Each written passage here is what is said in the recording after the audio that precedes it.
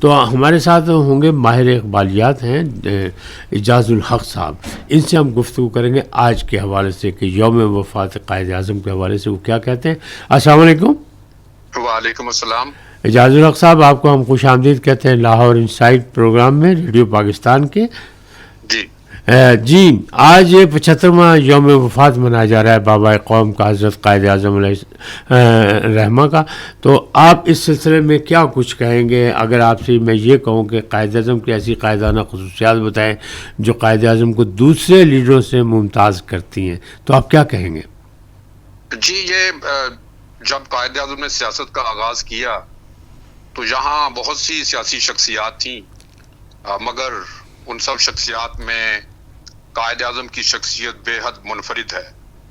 تو ایک تو سب سے بڑی جو ان کی خوبی مجھے نظر آتی ہے وہ ہے ان کے بہت زیادہ کیرزمیٹک شخصیت، اور ان میں ایک انوکھی اور بے حد منفرد جاذبیت پائی جاتی تھی، ایک کشش تھی جو سحر طاری کر دیتی تھی. اس کے علاوہ جو ان کے اندر جو سیرت کی جو خوبیاں ہیں ان میں ہم سب جانتے ہیں کہ انہوں نے کیسے سیاست کی.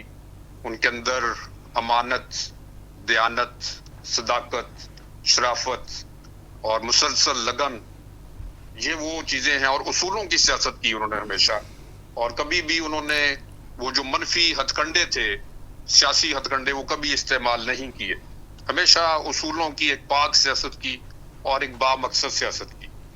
تو ان کے اندر ایک سچی اور دل موہ لینے والی ایک تاثیر پائی جاتی تھی جو دلوں پہ اثر کرتی تھی. اچھا، میں آپ سے یہ پوچھوں گا کہ ہم پاکستان کو فلاحی ریاست بنانے کے لیے قائد اعظم کے مطلوبہ ہدف کو کیسے حاصل کر سکتے ہیں؟ اس میں سب سے جو پہلی چیز میں سمجھتا ہوں وہ ہے، جس کی طرف علامہ اقبال نے بھی اشارہ کیا ہے، وہ ہے ہماری قومی خودی کی بقا، اور جو ہمارا ملی تشخص ہے اس کی ہمیں جو ہے وہ نگہداشت کرنی چاہیے. بدقسمتی سے ہم ملی تشخص سے بھی محروم ہوتے جا رہے ہیں، اور ہمارے اندر جو قومی خودی ہے اس کا بھی فقدان پایا جاتا ہے. تو علامہ اقبال اور قائد اعظم دونوں نے ہمیں یہی درس دیا ہے کہ ہم اپنی جو نیشنل آئیڈینٹی ہے اس کے اوپر زور دیں، اور جو قومی تشخص ہے اس کی ہم حفاظت کریں. اور علامہ اقبال کا جو اجتماعی خودی کا تصور ہے وہ بھی یہی ہے. اس کے ساتھ ساتھ جو ہمارے آج کے مسائل جیسے ہمارے سامنے ہیں، تو آپ دیکھتے ہیں کہ اس میں ہمارے اندر جو لیڈرز ہیں ان کے اندر وہ قائدانہ صلاحیتیں مفقود ہیں. امانت ہے، دیانت ہے، اور ایک شرافت ہے، اصول ہیں. تو وہ ہمیں اصول آج کہیں نظر نہیں آتے. بحیثیت مجموعی شاید کوئی ایسے افراد تو ہوں گے. اچھا، اگر قائد اعظم کے فرمان کی روشنی میں ہم اقلیتوں کی تعلیم کے بارے میں دیکھیں اور جو تعلق ہم جوڑے اس سے جڑاں والا کرسمس کمیونٹی کے پچھلے مہینے جو واقعہ ہوا، تو آپ اسے کس انداز میں دیکھتے ہیں؟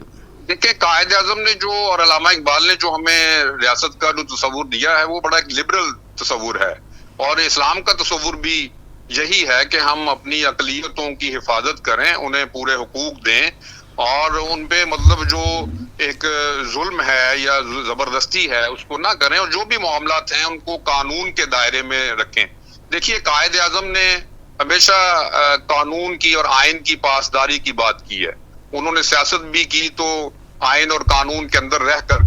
تو انہوں نے واضح پیغام ہمیں دیا تھا کہ ہمیں جو اقلیتیں ہیں ان کے حقوق کا تحفظ کرنا چاہیے، اور جو بھی ان کے بنیادی حقوق ہیں اور ان کا جو رسپیکٹ ہے، ان کے جو مذہبی جو عبادت گاہیں ہیں ان کی رسپیکٹ ہے، ان کی جو عقائد ہیں ان کی رسپیکٹ ہے، وہ ہمیں کرنی چاہیے. اور ان کو جتنے بھی... اچھا اعجاز الحق صاحب، چونکہ آپ ماہر اقبالیات ہیں تو میں آپ سے یہ سوال کروں گا کہ قائد اعظم کی حضرت علامہ اقبال سے ملاقات کی کچھ تفصیلات، کچھ چھوٹا موٹا واقعہ کچھ سنائیں گے آپ؟ جی، ہمیشہ دیکھیں قائد اعظم ہمیشہ ٹرسٹ کرتے تھے علامہ اقبال پر، اور ان کے بڑے مثالی تعلقات تھے. ہم دیکھتے ہیں کہ جب قائد اعظم نے 23 مارچ 1940 کو قرارداد پاکستان جب منظور ہوئی اور آپ نے صدارتی خطبہ ارشاد فرمایا، تو آپ اسٹیج سے نیچے اتر رہے تھے تو آپ نے اپنے سیکرٹری جن کا نام مطلوب حسین زیدی تھا ان سے کہا کہ دیکھیں، آج ہم نے وہی کیا جو علامہ اقبال چاہتے تھے. اسی طرح پنجاب یونیورسٹی میں جب یوم اقبال منایا گیا تو وہ وہاں تشریف لائے اور انہوں نے خطبہ ارشاد فرمایا. تو اس میں انہوں نے کہا کہ دیکھیے کہ اگر مجھے دو چیزوں میں انتخاب کرنے کے لیے کہا جائے، ایک نئی مملکت کی حکومت اور علامہ اقبال، تو میں لازمی طور پہ علامہ اقبال کو ترجیح دوں گا. پھر انہوں نے ایک اور موقع پہ کہا کہ علامہ اقبال کا جو میسج ہے وہ ہے ڈیئر اینڈ ڈو، یعنی کہ ڈیئر کا مطلب ہے کہ آپ حوصلہ رکھیں اور ڈو کا مطلب ہے کہ مسلسل جدوجہد کرتے رہیں. تو یہ بہت ٹرسٹ کرتے تھے. دیکھیں نہرو جب آئے علامہ اقبال سے ملاقات کے لیے تو وہ انہوں نے جو ہے ترغیب دی علامہ اقبال کو کہ وہ مسلمانوں میں بہت مقبول ہیں تو وہ مسلمانوں کی قیادت سنبھال لیں. تو یہ ایک طرح کا انہوں نے پتہ کھیلا.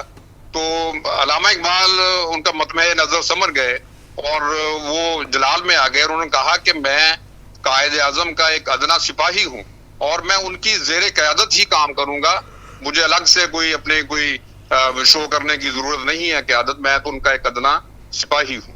تو اس طرح یہ بہت ایک دوسرے کا احترام کرتے تھے اور خطوط بھی لکھے. لیکن اگر اعجاز اللہ صاحب اگر آپ سے یہ پوچھا جائے کہ حضرت علامہ اقبال بابا قوم محمد علی جناح کو وہ کون سی ایک صلاحیت تھی جس کی بنا پر انہوں نے ان کا انتخاب کیا تھا، ان کو وہ مانتے تھے، تسلیم کرتے تھے کہ انہی کی قیادت؟ ان کے اندر زبردست جو خود ہی دیکھی انہوں نے، اور ایک دوسری ہے عمل کی صلاحیت. تو ان کا ایک شعر بھی ہے کہ نگہ بلند سخن دل نواز جام پر سوز، یہی ہے رختے سفر میرے کارواں کے لیے. جی جی. تو کارواں میں جو خصوصیات ہوتی ہیں وہ علامہ اقبال کو نظر آتی تھی قائد اعظم میں، ٹھیک ہے. اور ان کے اندر جو دیانت تھی اور جو انٹیگریٹی تھی، جو شرافت تھی اور جو اصولوں کی سیاست وہ کرتے تھے، تو اس لحاظ سے ہم کہہ سکتے ہیں کہ قائد اعظم جو تھے وہ آئیڈیل تھے علامہ اقبال کے. بہت شکریہ اعجاز الحق صاحب، آپ کا بہت شکریہ کہ آپ نے لاہور انسائڈ میں ہمارا ساتھ دیا اور ہمارے سامعین کو بہت سی قیمتی آگاہی دی.